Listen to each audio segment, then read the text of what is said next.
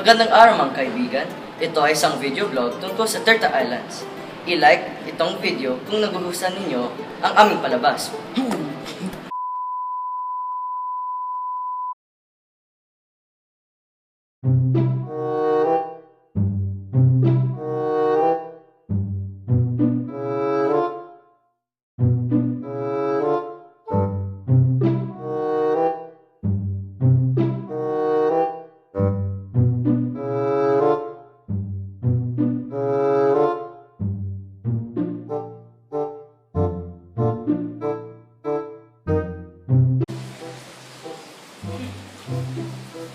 Ayun ko, may squirtle na malapit dito. Nabalitaan niyo ba na malakas ang mga squirt turtle dito sa Turtle Islands? Talaga?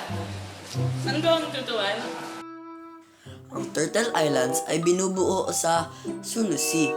Ito ay binubuo ng 9 na isla, ngunit 3 rito ay pagmamayari ng Malaysia, kaya't 6 lamang ang sa Pilipinas. Puro pagong lang ba ang makikita dito?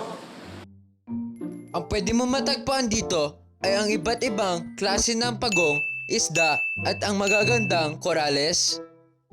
Bakit ba natin kailangan protektahan ang mga turtles dito sa Turtle Islands? Ang Turtle Island ay isa sa mga huling tahanan ng mga green sea turtles sa buong mundo.